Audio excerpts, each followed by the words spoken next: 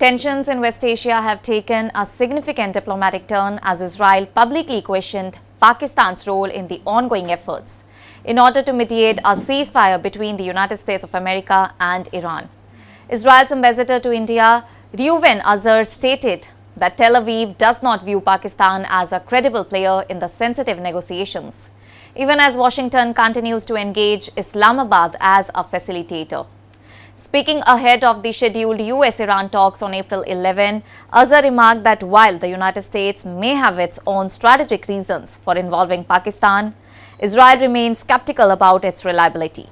He pointed out that this is not the first time that Washington has worked with countries it considers problematic to achieve short-term diplomatic goals, referring to past cooperation with nations like Qatar and Turkey during ceasefire efforts in Gaza. Israel has emphasized that its primary objective is to stay aligned with the United States of America on the broader outcome of negotiations, while not compromising on its core security concerns. And one of those concerns is Hezbollah's presence in southern Lebanon. Azar clarified that Israel's military operations in Lebanon are completely separate from the ceasefire discussions involving Iran. And according to him, Israel is determined to eliminate Hezbollah's military infrastructure near its northern border in order to prevent future attacks.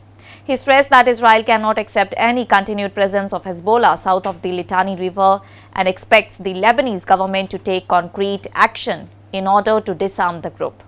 Israel forces, he claimed, have already carried out major operations targeting Hezbollah positions, underlining the seriousness of their objective. And on the Iran front, Israel has cautiously supported the ceasefire initiative led by the United States of America. Azar expressed hope that the negotiations would address what Israel considers two major threats, that is Iran's nuclear program and its ballistic missile development. However, the situation remains fragile, with Iran accusing Israel of undermining the ceasefire by continuing strikes in Lebanon. A major point of contention has been the scope of the ceasefire itself. Pakistan, which helped facilitate communication between Washington and Tehran, suggested that the truce extended broadly across the region, including Lebanon. Israel has firmly rejected this interpretation, maintaining that the agreement applies only to Iran-related fronts and does not limit its operations against Hezbollah. And this disagreement has exposed a deeper diplomatic gap. Israel officials have indicated that such confusion over a key aspect of the deal raises serious concerns about Pakistan's effectiveness as a mediator. Meanwhile, the United States has attempted to ease tensions by describing the issue as a misunderstanding rather than a major breakdown in coordination.